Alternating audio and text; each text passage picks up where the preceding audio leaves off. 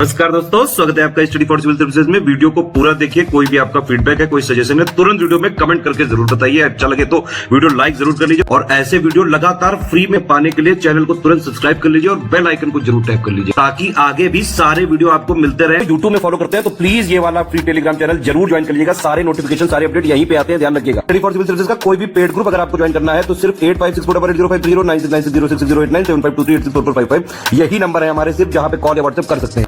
Instagram पे हमारा page जरूर फॉलो कर लीजिएगा, studyforcivil.services है। ट्विटर पे हमको जरूर फॉलो कर लीजिएगा, @studyforcivils है। सारे क्वेश्चन अटेम्प्ट करिए और स्कोर अपना तुरंत कमेंट करके बताइए। दोस्तों नमस्कार, स्टडी फॉर सिविल सर्विसेज में आप सभी का स्वागत है। यहाँ पे हम आरओ एग्जामिनेशन के लिए पेड क्विज देख रहे हैं, वीडियो फॉर्मेट में कंटिन्यू करेंगे। और एग्जाम आपका डिक्लेयर हो चुका है अराउंड 11 फरवरी, ठीक है।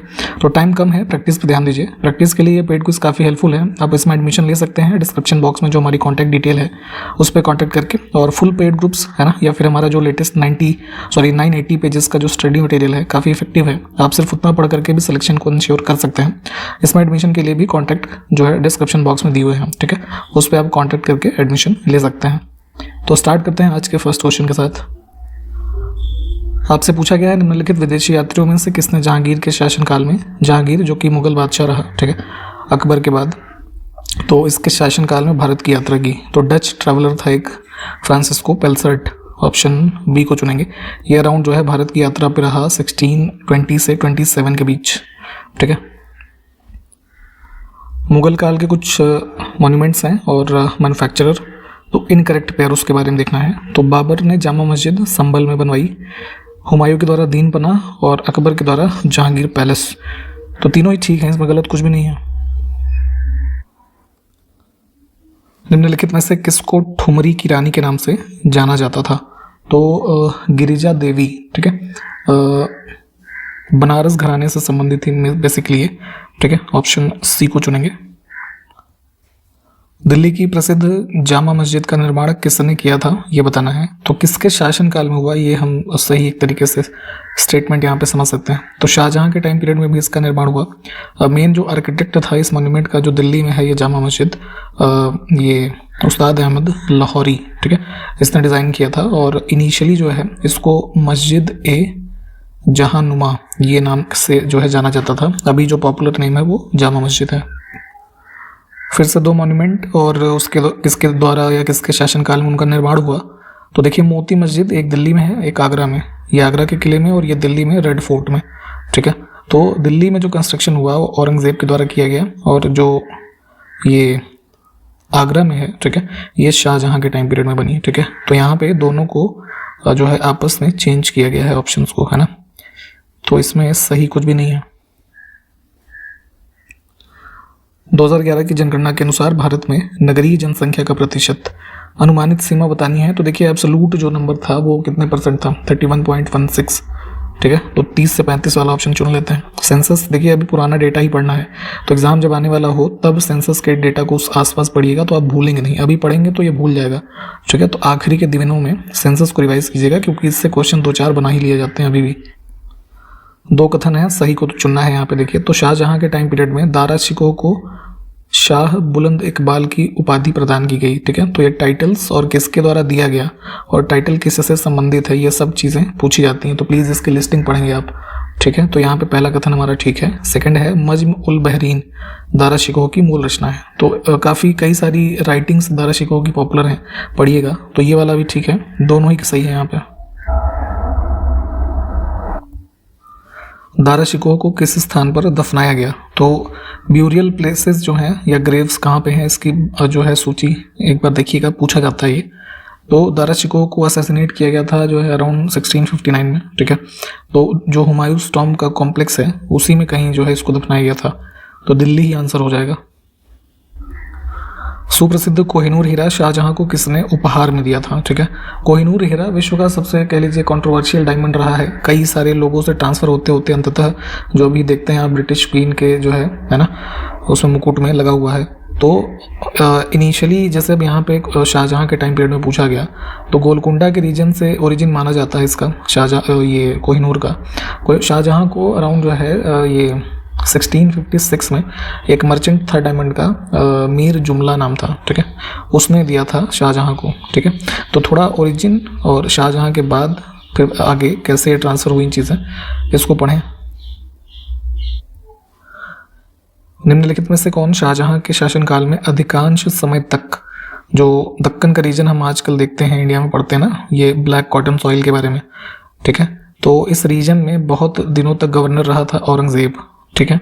बाद में ये बादशाह बना, फिर भी ये उस रीजन को जीतने के प्रति, है ना, काफ़ी तत्पर रहा, कई सारे अपने रिसोर्सेज इसने इस चीज़ में खर्च किए, ठीक है। तो इस चीज़ को ध्यान रखेंगे। देखिए यहाँ पे कुछ डिटेल भी लिखी हुई है। संविधान सभा का गठन कैबिनेट मिशन की सिफारिश पर किया गया था, जिसने इसमें से किस वर्ष में भारत का दौरा किया, ठीक है। तो 1946 को चुनेंगे। कैबिनेट मिशन प्लान के अंतर्गत जो हमारी संविधान सभा गठित हुई नवंबर 1946 में, ठीक है। निम्नलिखित नृत्य शैलियों में से कौन सी मूल रूप से तमिलनाडु के मंदिरों में देवदासियों के द्वारा की जाती थी, ठीक है। जो एक तरीके से मध्यकालीन से पहले का इतिहास अगर हम देखें तो उस दौरान से ओरिजिन है देवदासियों के द्वारा, और इसलिए इसको दासयट्टम के नाम से भी जाना जाता है, ठीक है। तो जो है ये भरतनाट्यम का ये यहाँ पे व्याख्यान किया गया है।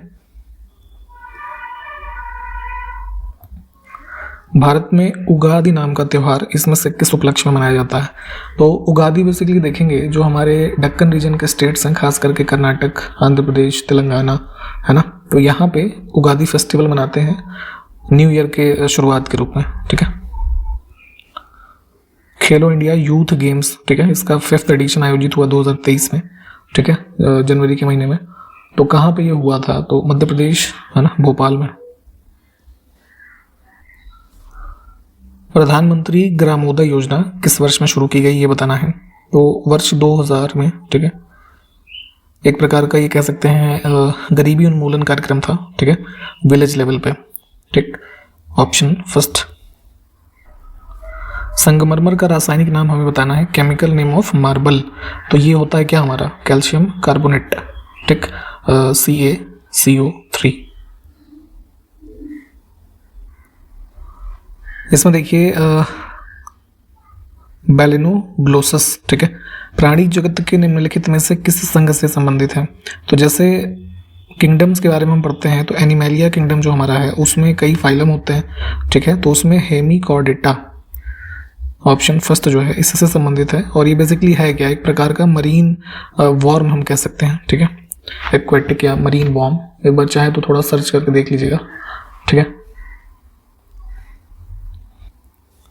निम्नलिखित अधिनियमों में से किस अधिनियम ने द्वैध शासन यानी कि डायरकी, ठीक है, इसकी शुरुआत की? डायरकी का मतलब क्या है कि कार्यकारी परिषद का भी होना और मंत्रियों का भी होना, ठीक है, इन दोनों का शासन। तो ये बेसिकली जो मॉन्टेग्यू चेम्सफोर्ड रिफॉर्म हुआ गवर्नमेंट ऑफ इंडिया एक्ट 1919 में जो है स्टार्ट किया गया। तो डी ऑप्शन। देखिए इतने जो यहाँ पे एक्ट लिखे हुए हैं ये शायद मैंने आपको पहले भी बता रखा है।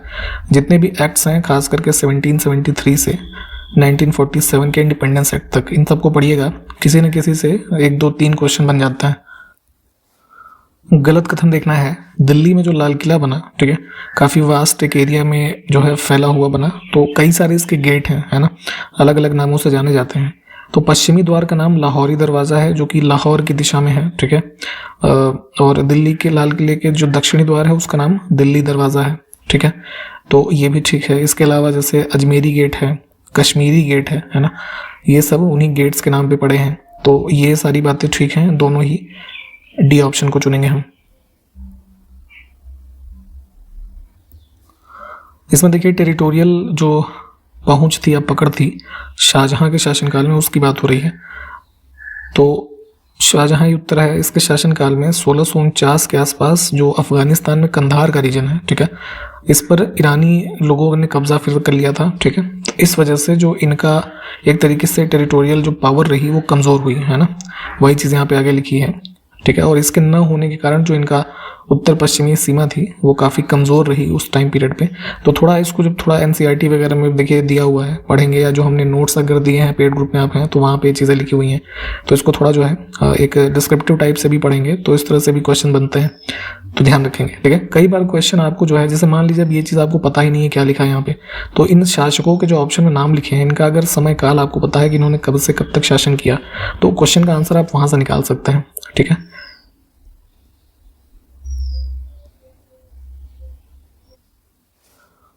मुगल प्रशासन के दौरान जिले को किस नाम से जाना जाता था? तो अभी जैसे वर्तमान में आप किसी न किसी जिले के निवासी होंगे अगर उत्तर प्रदेश के हैं, ठीक है, तो देखिए क्या होता था, जैसे स्टेट है, ठीक है, तो स्टेट को यहाँ पे शासन काल में कहते थे सूबा।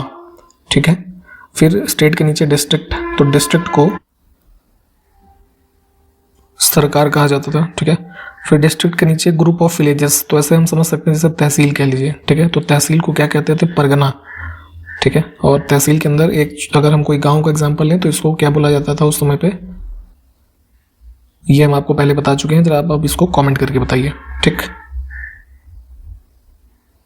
तो डी ऑप्शन देखिए ये हमारा जो है। ठीक है, मुगल काल में सेना का प्रधान निम्नलिखित में से कौन था? तो सेना का चीफ एक तरीके से कह सकते हैं मीर बख्शी, है ना, ये मुख्य रूप से रिस्पॉन्सिबल था, जैसे जो मनसबदार वगैरह होते थे उन सबको एक तरीके से चेक करने के लिए, क्रॉस चेक वगैरह कह लीजिए, उनके द्वारा जो हॉर्स वगैरह मेंटेन किए जाते थे इन सब के लिए। मुगल प्रशासन में मुहतासिब कौन होता था? ठीक है, एक ऑफिसर होता था जो पब्लिक कंडक्ट को कह लीजिए रिस्पॉन्सिबल था, मेंटेन करता था पब्लिक ऑर्डर। मध्यकालीन भारत में मनसबदारी प्रथा किस लिए चालू की गई थी? ठीक है, मनसबदारी प्रथा हम पहले डिस्कस कर चुके हैं। ठीक, तो क्या था रीज़न? एक प्रकार की आर्मी को बढ़िया मेंटेन करना और जो सिविल एडमिनिस्ट्रेशन है ना, तो डी ऑप्शन हम यहाँ पे मोस्ट अप्रोप्रिएट चूज कर सकते हैं।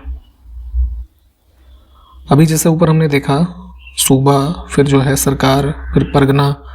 ठीक है, तो शाहजहां के काल में आकर के इसमें से किस यूनिट के कई सारे जो है उनको मिला करके एक नई इकाई बनाई गई जिसको चकला कहा गया। ठीक है, तो कई सारे परगना लेवल, यानी कि जैसे अभी हम तहसील देखते हैं तो 2-3-4 तहसीलों को मिला करके एक यूनिट जो होती थी उस कलेक्टिव एरिया को चकला कहा गया। और टाइम पीरियड ध्यान रखिएगा शाहजहां के टाइम पीरियड में। किसी इकोनॉमी में या फिर किसी देश की इकोनॉमी के रेफरेंस में अगर हम समझें तो एक जो है देखिए, उत्पादित वस्तुओं और सेवाओं के वार्षिक मूल्य की गणना करने के लिए उपयोग की जाने वाली उत्पाद विधि को क्या कहा जाता है? ठीक है, एक पर्टिकुलर ईयर में जैसे जीडीपी कैलकुलेशन हम वगैरह करते हैं। ठीक है, तो वहीं पे फिर से है कि वस्तुओं और सेवाओं के वार्षिक मूल्य की गणना जो उत्पाद विधि से की जाती है उसको मूल्य वर्धित विधि यानी कि वैल्यू एडेड मेथड कहा जाता है। ये सबको डिटेल में चाहे तो एक बार देख लीजिएगा। ऐसे छोटी छोटी डेफिनेशन वाइज ही क्वेश्चन इकोनॉमी में बनते हैं। हालांकि ज़्यादातर जो इस तरह के क्वेश्चन हम इकोनॉमी में देखते हैं वो करंट अफेयर्स बेस्ड होते हैं, जैसे कि किसी चीज़ का एग्रीकल्चरल प्रोडक्शन वगैरह हो गया, है ना, या कोई जैसे इंडेक्स वगैरह आ गया, ये सब चीज़ें। निम्नलिखित राजाओं में से किसने राम सीता की आकृतियों और रामसीय देवनागरी लेख से युक्त, मतलब ये सिक्के पे देवनागरी लिपि में ये चीज़ें लिखी होती थी, तो ऐसे सिक्के चलाए? तो ये जो है अकबर के शासनकाल में ऐसे सिक्के चले थे। मुगल कालीन भारत की राज्य की आय का प्रमुख स्रोत, तो ज़्यादातर आप जो डायनेस्टीज़ का इनकम का सोर्स पूछते हैं वो लैंड रेवेन्यू ही होता था, है ना। मुगल काल के कुछ ऑफिसर्स यहाँ पे लिखे हैं और उनका क्या कार्य होता था उसके रेफरेंस में गलत युग में देखना है हमें। ठीक है, दीवान ए तन जो जागीर और वेतन संबंधित जो मामले थे उसको देखता था। दीवान ए तन, ये देखिए 2 बार यहाँ इंग्लिश में भी हो गया, थोड़ा सा करेक्शन करेंगे। ठीक है, ये बेसिकली एक और ऑफिसर होता था मुस्तारफी, ये राज्य की जो आय व्यय था उसका निरीक्षण करता था। और मुशर्रफ ये जो एक तरीके से ऑफिस है ना, उसको मैनेज करता था। ठीक है, तो इसमें सब कुछ ठीक है, गलत कुछ भी नहीं है। मुगल प्रशासन में मदद ए माश किस चीज़ को इंगित करता है? तो मदद ए माश बेसिकली एक प्रकार की रेवेन्यू फ्री लैंड होती थी, है ना, जो नोबल्स होते थे, ठीक, इनको दी जाती थी, नोबल्स या स्कॉलर्स। मुगल सम्राट जिसने तंबाकू के प्रयोग पर निषेध लगाया था, तो टोबैको स्मोकिंग को प्रोहिबिट किया था, जो है एक ऑर्डर इशू करके जहांगीर ने। आय का प्रमुख स्रोत जो लैंड रेवेन्यू होता था, तो उसी को मुगल प्रशासनिक शब्दावली में माल नाम से जो है जाना जाता था। गलत कथन यहाँ पे देखना है। हुमायूं के शासनकाल के दौरान जो 5-6 साल का एक बढ़िया सा एडमिनिस्ट्रेटिव रूल रहा शेर शाह सूरी का, ठीक है। तो पहला कथन उसी के बारे में है कि अकबर ने, मुगल बादशाह अकबर ने शेर शाह की तरह राज्य के सिक्कों के प्रचलन को नियमित करने का प्रयास किया, ठीक है। तो जो करेंसी, टोकन करेंसी कह लीजिए है, कॉइन, उसको मतलब एक तरीके से प्रॉपर करने की कोशिश इसने करी, जो है सर्कुलेशन में रेगुलेट किया उसको। और शेर शाह की जो मुद्रा पद्धति के समान अकबर के समय का ताम्र का सिक्का जो था वो दाम था। तो जैसे हमने पहले बताया था आपको कि शेर शाह ने रुपया नामक सिक्का चलाया था, ठीक है। तो यहाँ पे अकबर ने ताम्र का सिक्का चलाया जिसको दाम कहा गया। तो दोनों बातें यहाँ पे भी ठीक हैं, गलत कुछ भी नहीं है।